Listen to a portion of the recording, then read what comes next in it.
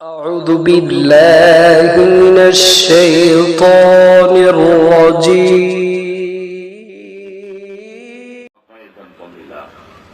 تو یہ لین دین جو ہوتا ہے یہ زندہ لوگوں میں ہوتا ہے، مردہ لوگوں میں نہیں. اسی لیے قرآن پاک میں فرمایا ہے کہ الا ان اولیاء اللہ لا خوف علیہم ولا هم یحزنون، کہ جو اللہ کے ولی ہوتے ہیں نہ انہیں کوئی بھय، نہ چنتا، نہ کوئی ڈر، اور وہ لوگ زندہ ہیں.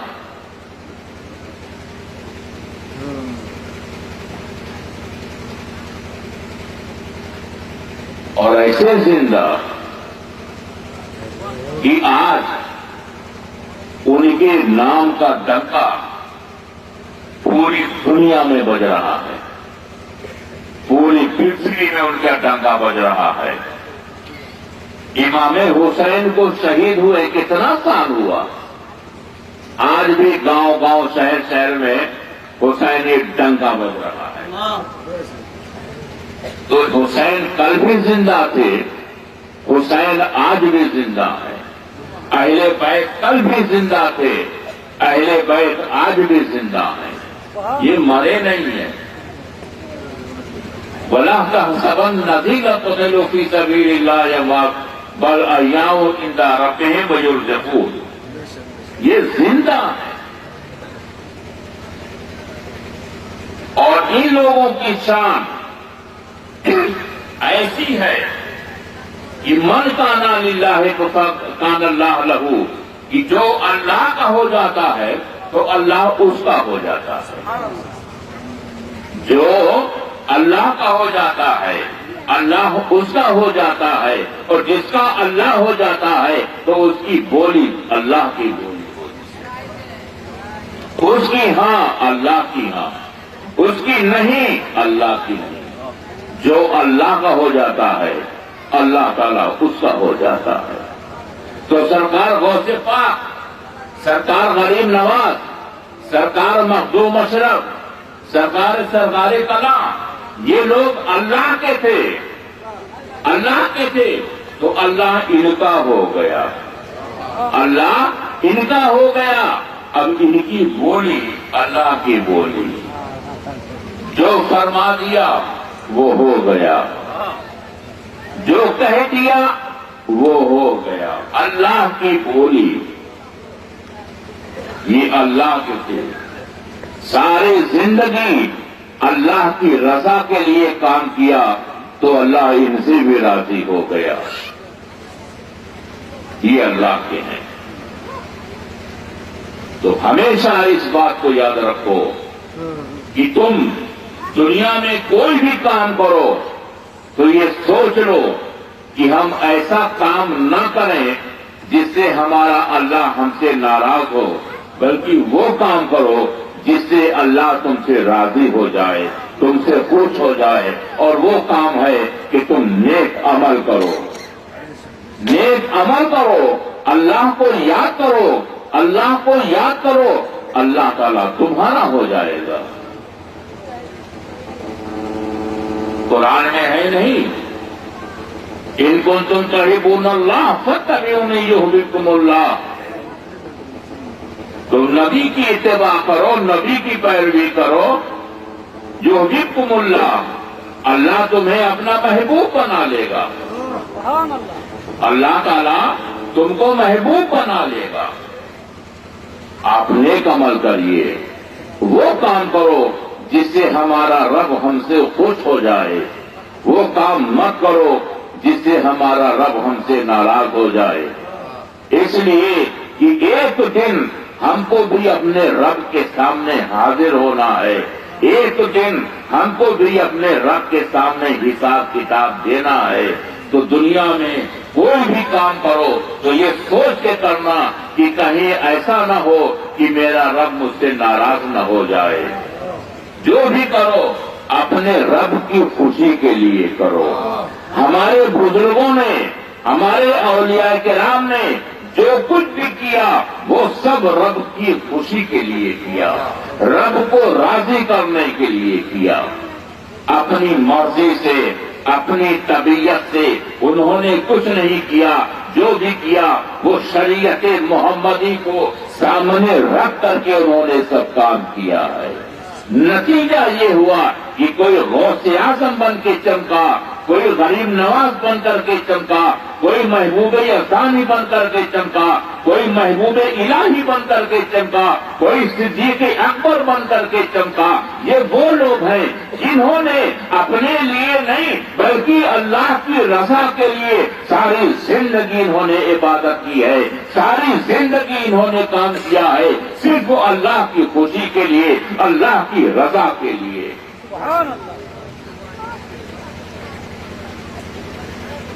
اور جب آپ اللہ کی رضا کے لیے کام کرو گے، اللہ کی خوشنودی کے لیے کام کرو گے تو جانتے ہو اللہ تمہیں اپنا محبوب بنا لے گا. تم اللہ کے محبوب ہو جاؤ گے. آپ اللہ کی رضا کے لیے کام کرو. دیکھو تم کو کیا انعام ملتا ہے. اللہ تم کو اپنا محبوب بنا لے گا. اس کی نبی کی پیروی کرو، اس کے محبوبین کی پیروی کرو، اس کے چاہنے والوں کی پیروی کرو، تم کو اللہ تعالیٰ محبوب بنا لے گا.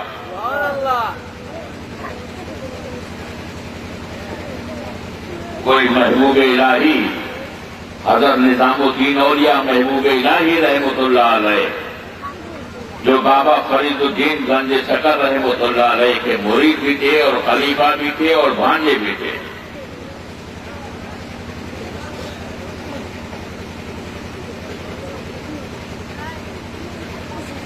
ان کی محفل تھی، سارے مرید بیٹھے ہوئے تھے حضرت خواجہ نظام الدین اولیاء رحمۃ اللہ علیہ کی بارگاہ میں. سرکار نظام الدین اولیاء نے فرمایا اپنے مریدوں سے کہ میں تھوڑی دیر کے لیے ایک ضروری کام سے میں جا رہا ہوں. میرے جانے کے بعد اگر کوئی شخص آوے، کوئی آدمی آوے تو بہت ہی ادب احترام کے ساتھ اس کو بیٹھانا، اس کا احترام کرنا، اس کی تعظیم کرنا. مریدوں نے کہا ٹھیک ہے حضور، ہم اس کی تعظیم کریں گے. سرکار نظام الدین اولیاء محبوب الہی محفل سے چلے گئے. ان کے جانے کے بعد ایک آدمی آیا، بہت ہی میلا گندا کپڑا، درگند، دور سے درگند. ان کے مریدوں نے کہا تمہیں کہ جاؤ، تمہیں جانے نا یہ محبوب الہی کی محفل آتے، جاؤ تمہیں کہتے لے جاؤ، تمہارا تو کاپور میلا کو درگند آتے تھے. تو اس مجذوب تھا وہ، اس مجذوب نے کہا کس کی محفل ہے، کس کا دربار ہے؟ یہ خواجہ نظام الدین اولیاء محبوب الہی کا دربار ہے. اچھا نہیں، یہ صرف نظام الدین کا دربار ہے، صرف نظام الدین کی محفل ہے. یہ کہہ کر کے وہ مجذوب چلا گیا. 10 منٹ کے بعد محبوب الہی نظام الدین اولیاء واپس آئے محفل میں. لوگوں سے پوچھا میرے جانے کے بعد کوئی آیا تھا؟ مریدوں نے کہا نہیں حضور کوئی نہیں. یعنی یاد کرو. تو مریدوں نے کہا حضور ایک آدمی آیا تھا، بہت ہی میلا گندا کپڑا، بہت ہی بدبو درگند، تم نے باہر کر دیا، جاؤ باہر جاؤ. ارے یہ تم نے کیا کیا؟ اس نے میری ساری ولایت بزرگی سب ختم کر دیا. اب میں ایک سادھارن مانوس، ایک عام انسان ہوں، میری ساری ولایت سب اس نے ختم کر دیا. اب تو میں صرف نظام الدین ہوں اور کچھ نہیں. دیکھو وہ سچ کہاں ہے، تلاش کرو. سارے مرید گئے، تلاش کیا تو ایک گاچھ کے نیچے وہ مجذوب بیٹھا ہوا تھا. خواجہ نظام الدین اولیاء کو بتایا گیا حضور وہ آدمی وہاں پر گاچھ کے نیچے بیٹھا ہے. نظام الدین اولیاء خود گئے اور اس مجذوب کا قید پکڑ لیا اور کہا حضور یہ ہمارے مرید یہ آپ کو نہیں پہچانتے، اللہ کے واسطے میرے مریدوں کو آپ معاف کر دیجئے، میں آپ سے معافی مانگتا ہوں، معاف کر دیجئے. تو اس فقیر درویش نے کہا اچھا جاؤ نظام الدین اولیاء جاؤ. پھر وہ حضرت نظام الدین اولیاء محبوب الہی ہو گئے. نعرہ تکبیر! یہ ہیں اللہ والے، یہ جو کہہ دیتے ہیں وہ اللہ کی بولی ہو جاتی ہے. ان کے منہ کی بولی اللہ کی بولی. تو ایسے بن جاؤ، اللہ والوں کی طرح ہو جاؤ. اور اللہ والوں کی طرح تم اس وقت ہوگے جب تمہارا عمل اچھا ہوگا، جب تمہارا کردار اچھا ہوگا، جب تمہارا کیریکٹر اچھا ہوگا، تب تم کو یہ فائدہ ملے گا. اور فائدہ یہ ملے گا کہ اللہ تمہیں اپنا محبوب بنا لے گا.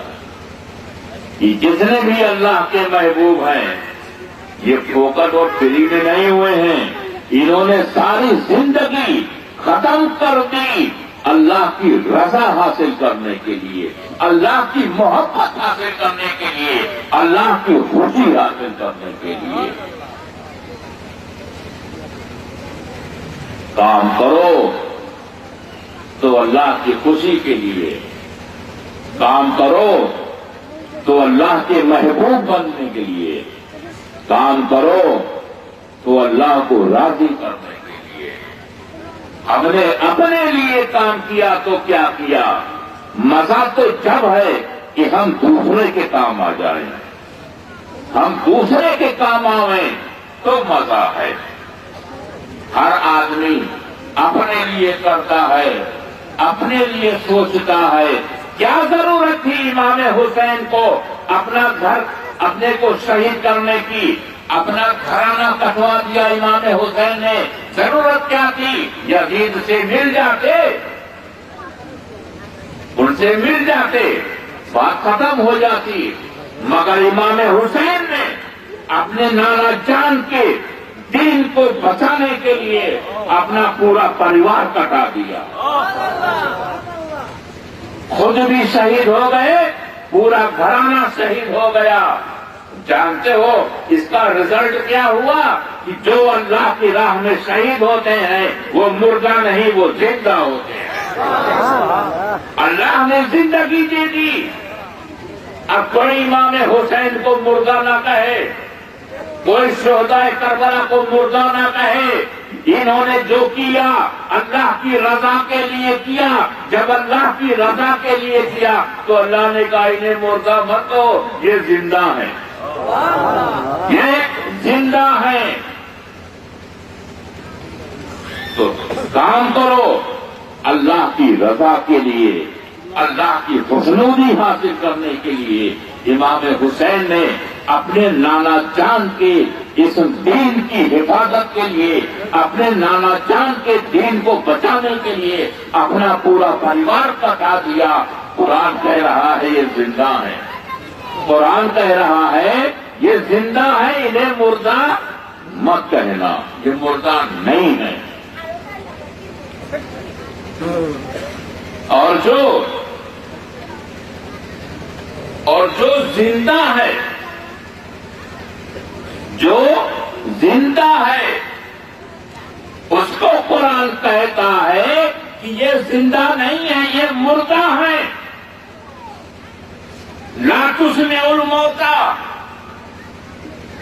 اے رسول یہ تمہاری سننے والے نہیں ہیں، یہ مردہ ہیں. لا تسمع الموتى قرآن میں ہے.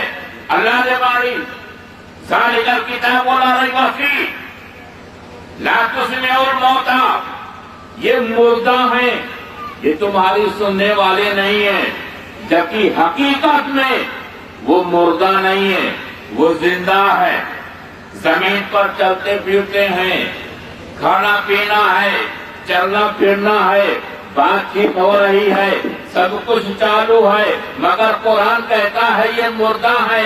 وہ زمین پر چلتے ہیں، قرآن کہتا ہے یہ مردہ ہے۔ وہ بیٹھ کر کے باتیں کرتے ہیں، قرآن کہتا ہے کہ یہ مردہ، اور جس کو ہم مردہ سمجھتے ہیں قرآن کہتا ہے کہ یہ زندہ ہے۔ انہیں تم مردہ مت کہنا، یہ زندہ ہے۔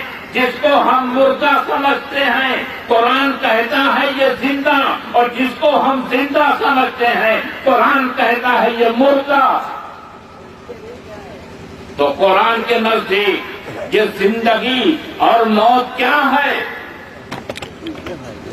قرآن کے نزدیک کون زندہ ہے، کون مردہ ہے؟ تو ایک جملے میں کہہ کر کے اپنی بات میں ختم کر دیتا ہوں۔ قرآن کی نظر میں وہ زندہ ہے جس نے اسلام کی حفاظت کے لیے، جس نے اسلام کو بچانے کے لیے اپنی جان کو کٹوا دیا، وہ قرآن کے نزدیک زندہ ہے۔ اور جس نے اسلام کے ساتھ غداری کی ہے، جس نے اسلام کے ساتھ بے ایمانی کی ہے، قرآن کے نزدیک وہ مردہ ہے۔ وفاداری اسلام کا نام زندگی ہے، اور غداری اسلام کا نام موت ہے۔ اسی لیے قرآن کہہ رہا ہے کہ یہ مردہ نہیں ہے، یہ زندہ ہیں۔ کیوں؟ انہوں نے اللہ کی رضا کے لیے، اپنے نانا چاند کے دین کو بچانے کے لیے اپنا پورا پریوار کٹا دیا، شہید ہو گئے۔ اب قرآن کہتا ہے یہ زندہ ہے، یہ مردہ نہیں ہے۔ تو وفاداری اسلام کا نام زندگی ہے، اور غداری اسلام کا نام موت ہے۔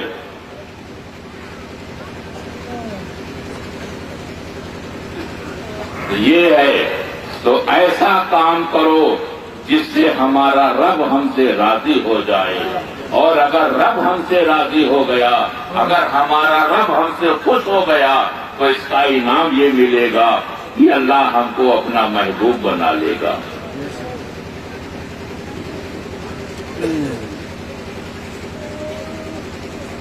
آج یہ بزرگان دین کا عرس ہوتا ہے، لوگ جاتے ہیں، عرس کرتے ہیں، گرو جبا کرتے ہیں، بریانی پاک کرتے ہیں، بہت پیسہ خرچ کرتے ہیں۔ ہر سال عرس ہوتا ہے اولیاء کرام کا، آپ کے یہاں بھی ہوتا ہے حضرت شاہ جلال رحمۃ اللہ علیہ کا، بہت بڑا دربار ہے سلیٹ میں، بہت بڑا دربار حضرت شاہ جلال رحمۃ اللہ علیہ کا۔ جیسے ہمارے ہندوستان میں غریب نواز ہند کے راجا ہیں، تمہارے بنگلہ دیش میں حضرت شاہ جلال یہاں کے راجا ہیں۔ وہ یہاں کے راجا ہیں، وہ وہاں کے راجا ہیں، دونوں راجا ہیں، سمجھے؟ اور غریب نواز تو راجا کیا، وہ تو مہاراجا ہے، راجا مہاراجا غریب نواز۔ تو یہ وہ لوگ ہیں